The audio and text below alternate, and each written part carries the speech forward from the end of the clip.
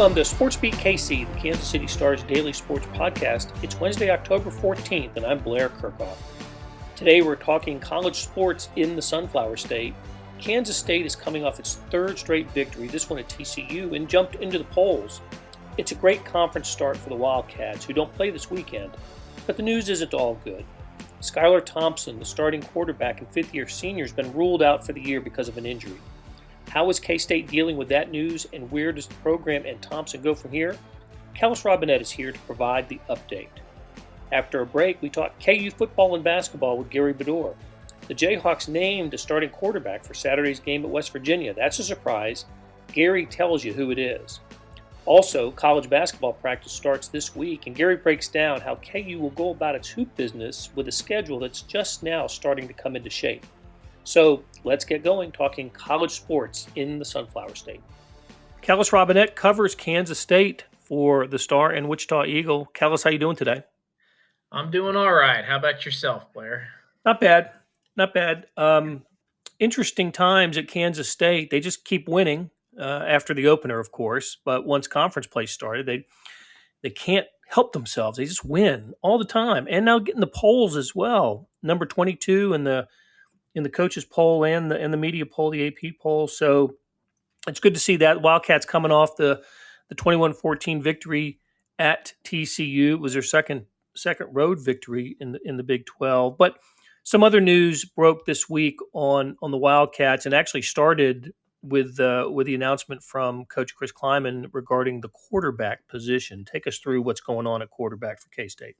Yeah, so unfortunately, Skylar Thompson, the guy that probably opposing fans think had been quarterback in Kansas State since 1943, suffered a season-ending injury. They won't say exactly what it was. I believe it's possibly something in the pectoral range, maybe upper shoulder. Hard to say. It wasn't initially detected with x-rays and stuff. Nothing was broken. They thought, okay, this looks good. He'll be able to play against TCU, or if not, then take a week off to play against KU. But they did some MRIs, some further tests, found out he did indeed have a significant injury that would require surgery. It was a difficult choice for him to make because obviously this is Skylar's last go-around. He's a senior. He's a team captain. And he was actually starting to play really well, led him to the win in Oklahoma, and was off to a nice start against Texas Tech before he got hurt. So nobody wanted to see him go down, but he underwent surgery. He'll be out for the year. I don't know what his recovery timetable is, but it's a tough blow for Kansas State. And now we get to see what Will Howard is made of. He's led them to I don't know if led is the right word, but he's helped them win the last right. game. And it's going to be his show moving forward. It's been, I guess, since Skylar was a redshirt freshman that we've seen a freshman play quarterback for Kansas State, starting games and whatnot. So, yeah, the keys to the offense have been handed over to him, and they've kind of been getting by with kind of MacGyver style. Give me a paperclip and some bubble gum, and I'll get out of your trap. They've been winning, so we'll see if they can keep doing it. But, yeah, it's not exactly what they were hoping for right now. No. Well, and it certainly helps to have Deuce Vaughn on the team as well with his skills as a running back and as a receiver. Let's go back to Skylar Thompson for a second.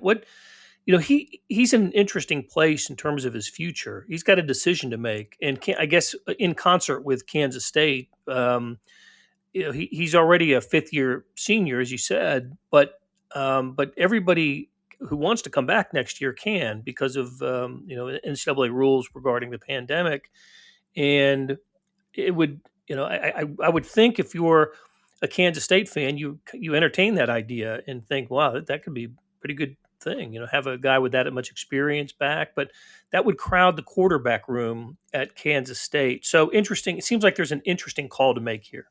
It really is, and it's kind of unfortunate we won't get an answer for several months on this front because pretty much the day that it was announced that eligibility was going to be frozen this year, I would say will Skylar come back has been one of the most 5 debated topics from the Kansas State fan base, and that was before he got hurt. It was just, would we have a guy with 4 years of starting experience coming back? And I guess what just makes it so interesting is that they really like the 2 young guys who are coming in behind him. We're seeing Will Howard right now, and even though he hasn't lit up the stat sheet or anything, he is winning games. He looks like he does have a bright future. And then this offseason, they're bringing in Jake Rubley, a 4-star recruit from Colorado, who had offers, big-time offers from places like Michigan, LSU, and spurned them all to come to Kansas State. So in normal circumstances, everybody would be licking their chops to see what these two young guys can do next season. But now it's very interesting to be able to at least think maybe Skylar can return and enter that mix too. So would he come back and be part of a 3-way competition for the QB job? Would he decide to move on, make a run at the NFL, or do something else, or maybe even transfer? I guess that's a decision for another day, but it's quite the interesting topic. I guess on one hand, it's good because you have all these options for next season, but at the same time, what's the oldest saying in football? If you have 2 quarterbacks, you don't have one. If you have 3 quarterbacks, I don't even want to know what you got then. So a very interesting situation there to be sure. Well, and even with the quarterback situation, what it is. Yeah, well, let me ask you this first, and I certainly don't know the answer to this. Who's the backup now? Who's the number 2 quarterback for the Wildcats? His name is Nick Ost. He's I believe he's a former walk-on. I think he still is a walk-on, but he may have been promoted to scholarship status at some point. So I can't tell you that for sure. But he's a in-state kid from Kansas. He was the backup last year. Just played very, very little. He came into this season. People thought he would be the backup again, but Will Howard played a little bit better. So everybody, like Colin Klein, the quarterback's coach, Chris Kleiman, they all rave about his work ethic. They all say they're comfortable with him getting into games. We haven't actually seen them back them up by putting him in games yet, but that's where they are at right now. He would be the number 2 guy, and assuming next year he would be the number 3 or 4 guy probably. Okay. Well, what does this do for prospects? With Skylar out and Will Howard doing a fine job. I mean, seems like he's at least right now, and not much more can be expected. But sort of game managing and taking coaching and applying it to the offense, and they've produced results. They came back and beat Texas Tech when he was in the game.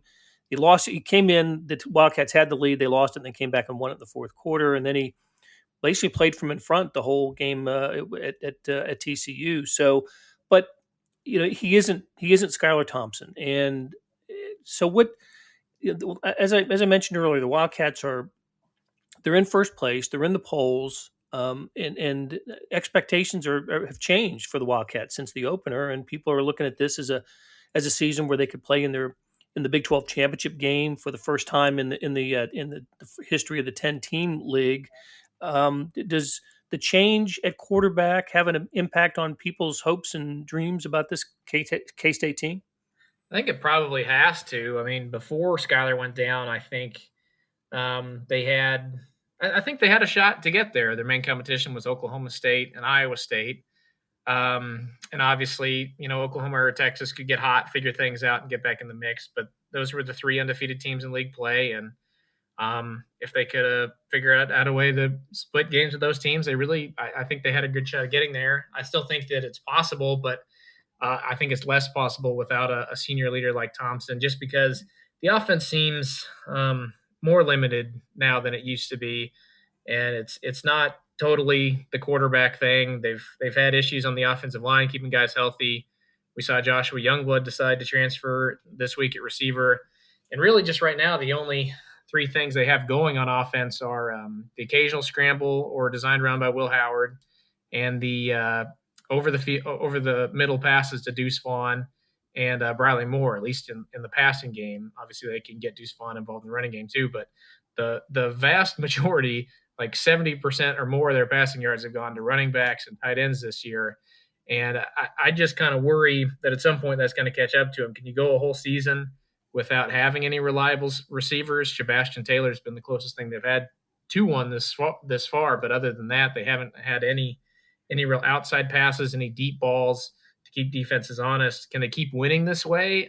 Maybe they can. I mean, their defense has been playing well above expectations recently, so maybe there's a way that they can win that way. But I think you and me talked about this yesterday. It's been a long time since a Big 12 team has won the Big 12 or even been in contention for the Big 12 with a backup quarterback, Right. let alone dealing with COVID issues and all this stuff. You have to go all the way back to You know the year better than me, but Oklahoma, when they lost Rhett Bomar right before the season, I can't really think. There have been times where teams have had two really good quarterbacks and they've split them and been Right. competitive, but I don't know of any instance where they've lost a starting quarterback and then stayed, at the top of the conference all year. So it's a tough challenge.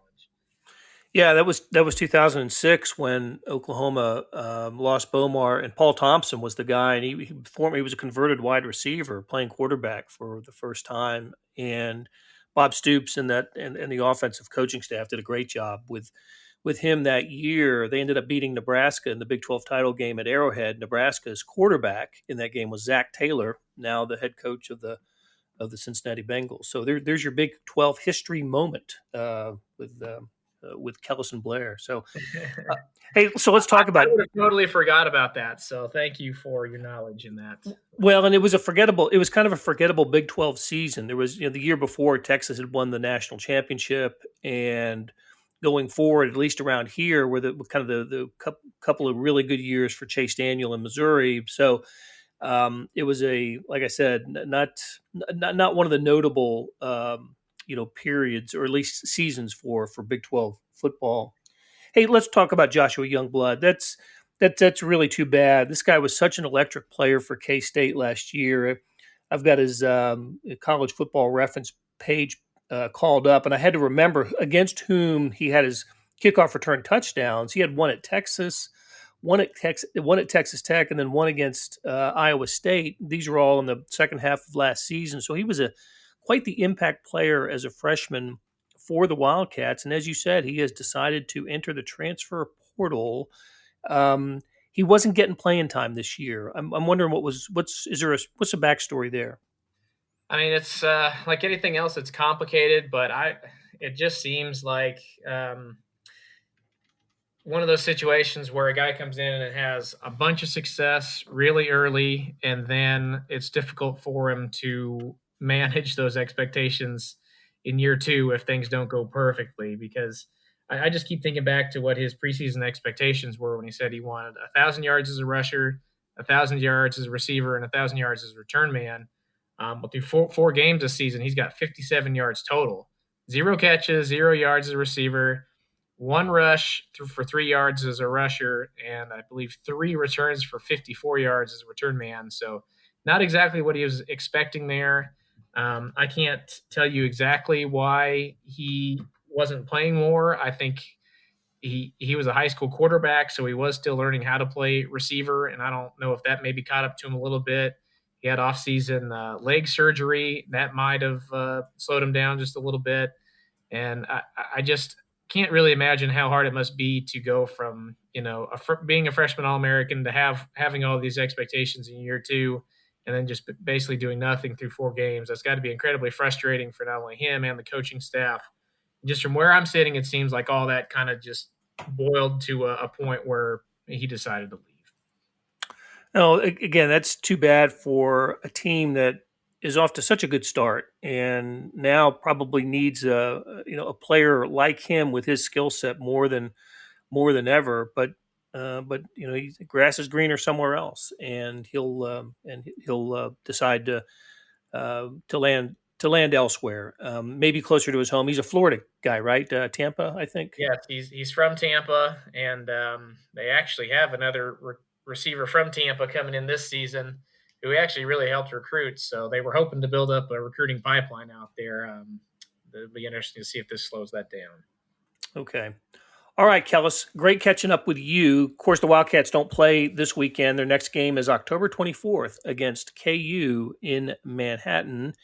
And speaking of KU, we're going to take a break and come back and talk to Gary Bedore, who covers the Jayhawks for the Star. Kellis, good talking to you, and we'll catch up with you again soon. All right, look forward to it. Hey, it's Blair. We have a special subscription offer for SportsBeat KC listeners, unlimited digital access to the Kansas City Star's award-winning sports coverage. Sign up now for 1 year of Sports Pass for access to all the sports news, features, and columns presented on the kansascity.com site, and it's only $30. That's a 40% savings off our regular rate. Your subscription will automatically renew after the initial term at $50 unless you tell us to cancel. Your subscription helps support the sports coverage of KansasCity.com and the Kansas City Star, and that support has never been more important. Please visit kansascity.com/SportsBeat KC offer to get this special offer. And as always, thanks for listening. Gary Bedore covers KU for the Star and Wichita Eagle. Gary, how are you doing today? Fine, thanks. Nice day. I hope you're doing well. Yeah, it is a nice day, and I am doing well. Let's start with football, Gary. I was really kind of surprised when I learned that the Fox Sports Network had selected Kansas at West Virginia as the national game, the big noon game on Saturday. I mean, that's where the Texas OU game was played last week, the same time on the same station. And then I looked at the Big 12 schedule for Saturday and noticed that's the only Big 12 game going on this weekend. But a nice look, good for Kansas to get some national exposure, I guess. And they are going to West Virginia for a game that'll kick off at noon there, but 11 a.m. in Central Time. One thing that's unusual, Kansas went ahead and named their starting quarterback for this game. Who got the call? Yeah, Miles Kendrick gets the call. With Les Miles questionable with COVID, Kansas sent the coordinators onto the Zoom call Monday.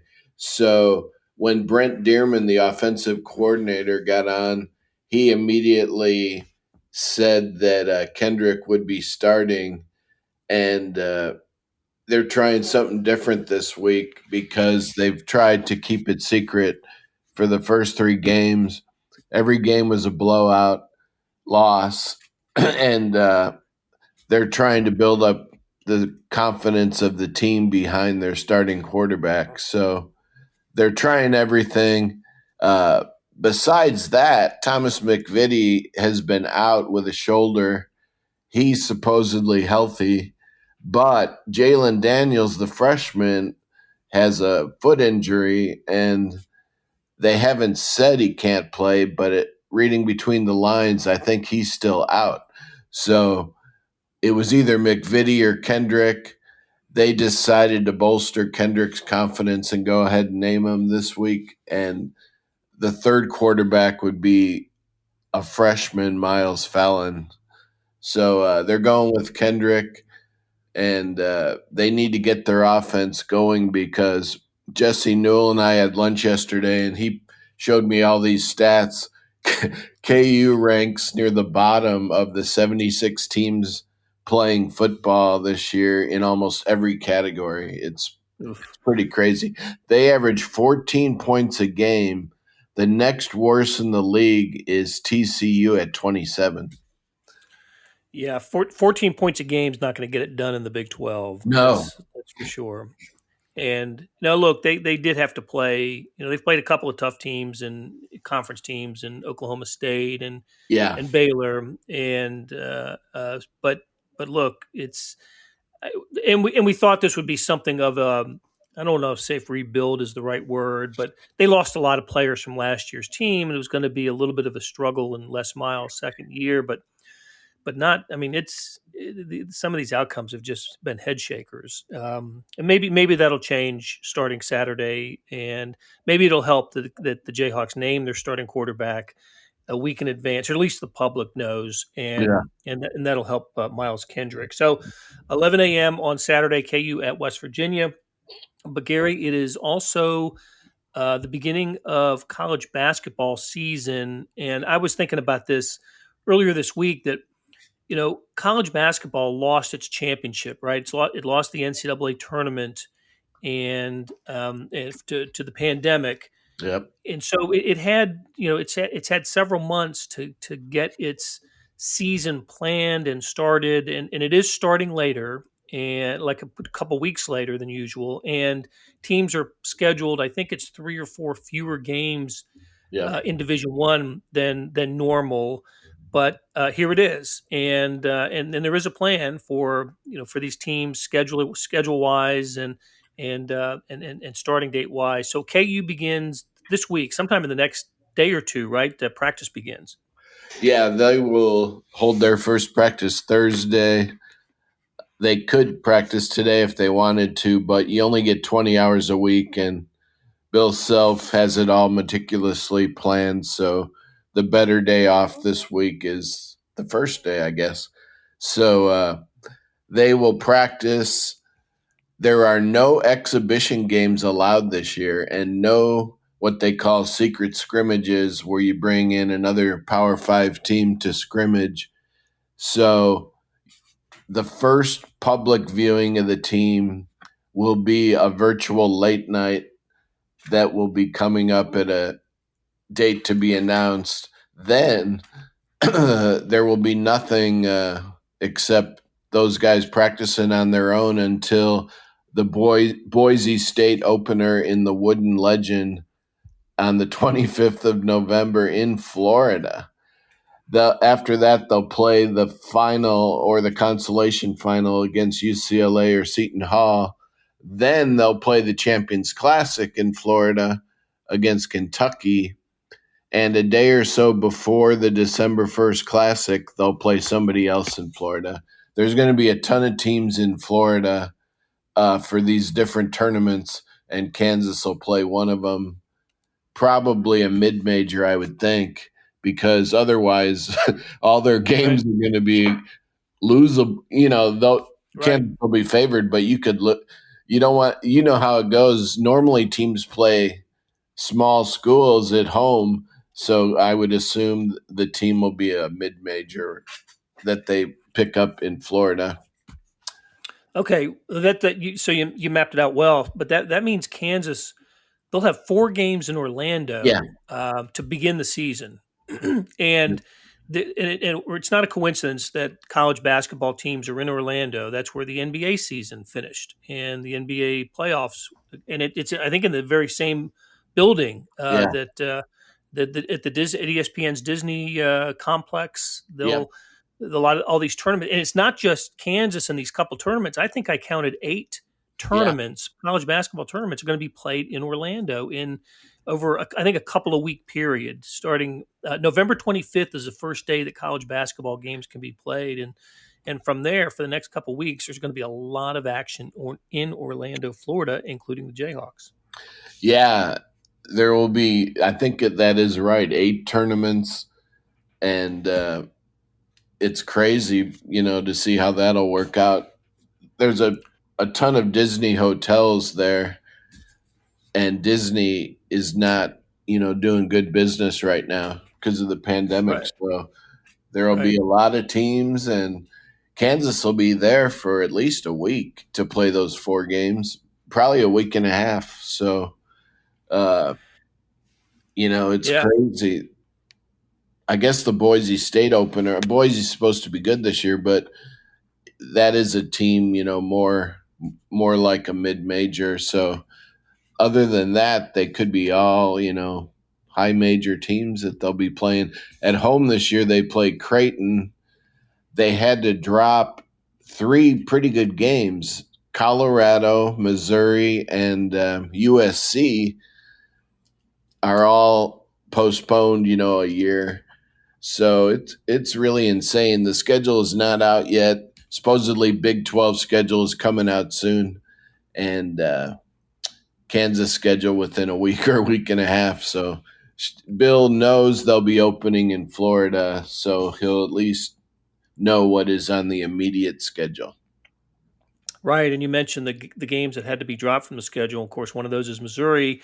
That was people were excited about the resumption of the border war that ended, as far as a regular season goes, when Missouri left the Big 12 after the 12 basketball season. This was going to be the first game first men's basketball game between the two programs. Since then, it was going to be at Sprint Center, and that was going to begin a 6-year contract. So what happens to this game that was going to be at Sprint Center? This game will be put at the end of the 6-year series. So the last 2 games of the 6-game series will be at T-Mobile Center. The first game next year is at Allen Fieldhouse. The second game in the following year is at Mizzou. Then it's back to Allen. Then it's back to Mizzou. 2 in Kansas City to conclude.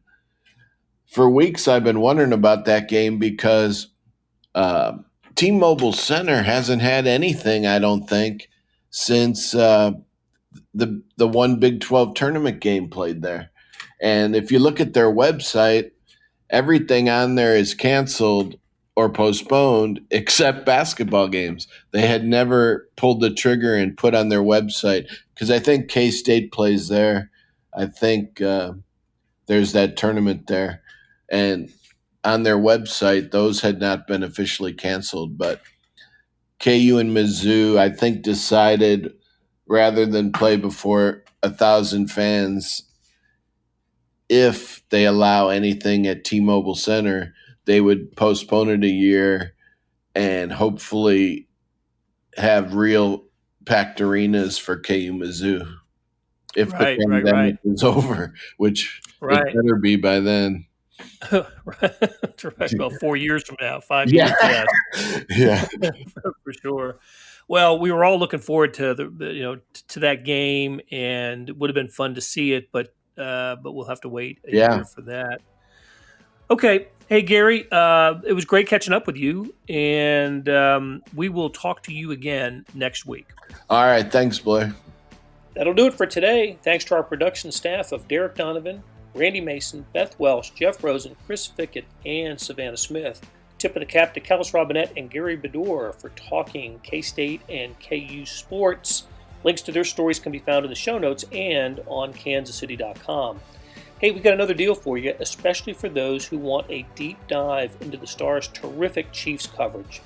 For a limited time, you can subscribe to Sports Pass for 99 cents a month. That's right, 99 pennies a month. After 3 months, it auto-renews at $5.99 a month unless you cancel. Here's how you get it. Go to kansascity.com/sportspass2020. That's kansascity.com/sportspass2020. Do you want more than sports coverage? I do. Check out the entire Kansas City Star product. Sports news, features, commentary, and analysis. You get all the stories written by my talented colleagues, plus additional news, sports, and business coverage with the e-edition. The details for all of these deals can be found at account.kansascity.com/subscribe. And if you're having trouble hunting down these offers, send me an email at bkerkhoff, KERKHOFF, @kcstar.com, and I'll get you to the right place. Whether it's the Sports Pass or the full subscription, you're getting and supporting the best sports and news coverage in Kansas City and helping us produce programs like SportsBeat KC. Thanks for listening, and we'll be back on Thursday with another episode.